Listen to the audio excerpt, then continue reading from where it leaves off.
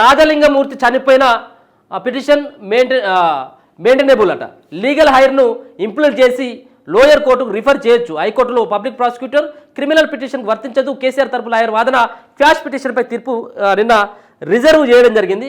రాజలింగమూర్తి చనిపోయింది కాబట్టి ఈ పిటిషన్ చెల్లదు అంటూ హరీష్ రావు అండ్ కేసీఆర్ హైకోర్టును ఆశ్రయించడం జరిగింది. హైకోర్టులో ఏమని చెప్పడం జరుగుతూ ఉన్నది, ఈ సంబంధించినటువంటి కేసీఆర్ యొక్క అడ్వకేట్స్ ఏమని చెప్తా ఉన్నారంటే ఇది ఈ పిటిషన్ ఏదైతే ఉందో ఈ పిటిషన్ని కొట్టివేయాలి. ఆయన ఎవరైతే పిటిషన్ వేసిండో ఆ లోయర్ కోర్టులో ఇదంతా కూడా చెల్లదని చెప్పేసి చెప్పాల్సినటువంటి అవసరం ఉంటుందని చెప్పేసి నిన్న కోర్టులో ఆశ్రయిస్తే ఆ తీర్పును సైతం కూడా రిజర్వ్ చేయడం జరిగింది. మరి ఆ తీర్పు రిజర్వ్ చేయడం జరిగింది. మరి ఏ విధమైనటువంటి తీర్పు ఉంటుంది చూడాలి. మరి దీనిపైన పెద్ద ఎత్తున కూడా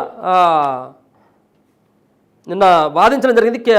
హరీష్ రావు కోర్టును కూడా ఆశ్రయించినటువంటి సందర్భంలో లీగల్ హైర్ను ఇంప్లిమెంట్ చేసి మళ్ళీ లోయర్ కోర్టుకు రిఫర్ చేయాలని చెప్పేసి అంటా ఉంటే ఇదంతా కూడా లీగల్ హైర్కు ఇంప్లిమెంట్ చేయడం కుదరదు, క్రిమినల్ కేసు కాబట్టి అని చెప్పేసి కేసీఆర్ తరపున ఉన్నటువంటి అడ్వకేట్స్ అంతా కూడా వాదిస్తూ ఉన్నారు. సో చూద్దాం, లీగల్ హైర్ను ఇంప్లిమెంట్ చేసి లోయర్ కోర్టుకు రిఫర్ చేయొచ్చు. హైకోర్టులో పబ్లిక్ ప్రాసిక్యూటర్ క్రిమినల్ పిటిషన్కు వర్తించదు.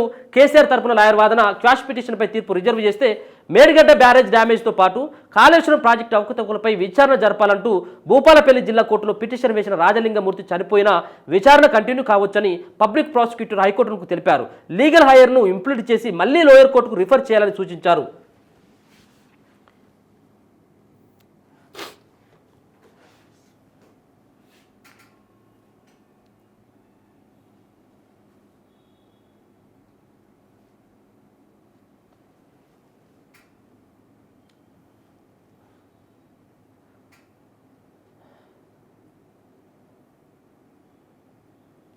ఎక్కడ పోయింది?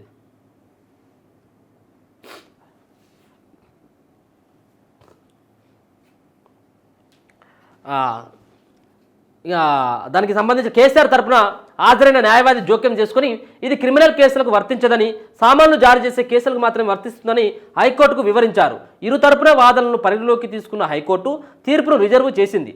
రాజలింగమూర్తి గతంలో జిల్లా కోర్టులో పిటిషన్ దాఖలు చేయడంతో దాన్ని విచారించిన జడ్జి ఈ కేసులో కేసీఆర్, హరీష్ రావు సహా మొత్తం 8 మందికి నోటీసులు జారీ చేశారు.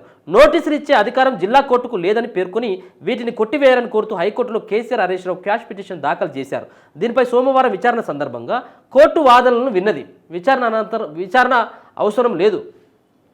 జిల్లా కోర్టులో పిటిషన్ వేసిన రాజలింగమూర్తి చనిపోయారని హైకోర్టులో విచారణ సందర్భంగా కేసీఆర్ తరపు న్యాయవాది జడ్జి దృష్టికి తీసుకెళ్లారు. గత విచారణ సందర్భంగాను ఇదే అంశాన్ని వివరించారు. పిటిషన్ వేసిన వ్యక్తి చనిపోవడంతో విచారణ జరపాల్సిన అవసరం లేదని పేర్కొన్నారు. పబ్లిక్ ప్రాసిక్యూటర్ జోక్యం చేసుకుని విచారణ జరపవచ్చని సుప్రీంకోర్టు సహా గతంలో పలు రాష్ట్రాల హైకోర్టులు ఇదే విధానాన్ని అనుసరించాయని ఆ విచారణ సందర్భంగా హైకోర్టు దృష్టికి తీసుకెళ్లారు. ఇదే వాదనలను సోమవారం కూడా ఇరు తరపున లాయర్లు లేవనెత్తడంతో తీర్పును వెలువరించకుండా రిజర్వ్లో ఉంచింది. సో ఏం జరగబోతా ఉన్నది, ముఖ్యంగా గతంలో ఉన్నటువంటి కొన్ని కేసులని, గతంలో కేసులు వేసినటువంటి వ్యక్తి చనిపోయినప్పుడు కూడా అది విచారణ జరిగింది. కోర్టులో అది కొన్ని రోజుల పాటు కొనసాగింది. అంటే అసలైనటువంటి వ్యక్తి లేకపోతే ఎవరైతే పిటిషన్ వేసిండో, ఏదైతే మేడిగడ్డలో కుంగుబాటు కావచ్చు, కాళేశ్వరంలో జరిగినటువంటి అవినీతి పైన కేసు వేసినటువంటి రాజలింగమూర్తి ఆయన చనిపోవడం ద్వారా ఈ కేసు మొత్తానికి కొట్టేయాలి, ఇది క్వాష్ చేయండి అని చెప్పేసి ఇలా హరీష్ రావు, కేసీఆర్ హైకోర్టుకు పోయింది. సరే, ఆయన చనిపోవచ్చేమో, కానీ మీకు అంత భయం ఎందుకు, అంత ఉలిక్కిపాటు ఎందుకు? అంత ఉలిక్కిపాటు అంటే మీరు దాంట్లో ఏదో రకంగా మీరు ఇరుక్కపోతారన్నటువంటి భయం ఎక్కువనే ఉంది.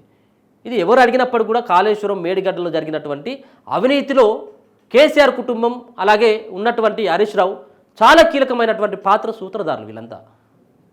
పాపం అన్యాయంగా మరి రాజలింగంను చంపి దేనికోసం చంపిళ్ళు అంటే దీంట్లో ఒక పక్కన ఈ హైకోర్టుకు వెళ్ళి క్వాష్ పిటిషన్ వేసిళ్ళు అంటేనే ఏదో అనుమానం వస్తూ ఉన్నది.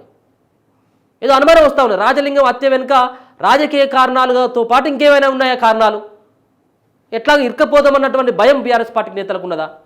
సో ఏం జరిగిందనేది తెలియదు. కానీ మొత్తానికైతే మాత్రం ఆయన చనిపోవడంతో ఈ కేసు మాత్రం చెల్లదిగా కొట్టేయాలని చెప్పేసి చెప్పడం ఇది కొంత మరి వేరే రకమైనటువంటి ఆలోచనలకైతే దారి తీస్తూ ఉంది. చూద్దాం మరి ఏ రకంగా ఉంటుంది అనేది. అది తీర్పు కూడా రిజర్వ్ చేయడం జరిగింది. ఇక ట్యాపింగ్ కేసు సిబిఐకి ఎందుకు ఇవ్వరు? శ్రావణ్ ప్రభాకర్ రావును తెప్పించేందుకు బీజేపీ విదేశాల్లో అధికారం లేదు, మూసి ప్రక్షాళనకు మేము వ్యతిరేకం కాదని చెప్పేసి అంటా ఉన్నాడు కిషన్ రెడ్డి. ఇక బిచ్చమెత్తుకునే స్థితిలో ప్రైవేట్ కాలేజీలట, రియంబర్స్మెంట్ బకాయిలు పెండింగ్లో, కేంద్ర మంత్రి కిషన్ రెడ్డి విమర్శలు. సీఎం రేవంత్ రెడ్డికి బహిరంగ లేఖ రాస్తే ఇక లైఫ్ సైన్స్లో అగ్రగామిగా తెలంగాణ ఉందనేది ఒక వార్త చూసుకోవచ్చు. ఇక నా భర్త హత్య వెనుక బీఆర్ఎస్ పెద్దలు, హరిబాబు వెనుక వెంకటరామనారెడ్డి, కేసీఆర్, కేటీఆర్, హరీష్ రావు, రాజలింగమూర్తి భార్య సరళ సైతం కూడా ఆరోపిస్తూ ఉన్నది. ఇదైతే ముంగడపడేటువంటి వ్యవహారం అయితే కనబడతలేదు. ఇది ఆల్రెడీ 4 రోజులు 5 రోజులు అయితే ఉన్నది కాబట్టి ఇంకొక 4 రోజులు అయితే ఇది మాట్లాడేటువంటి వాళ్ళు కూడా ఉన్నారు.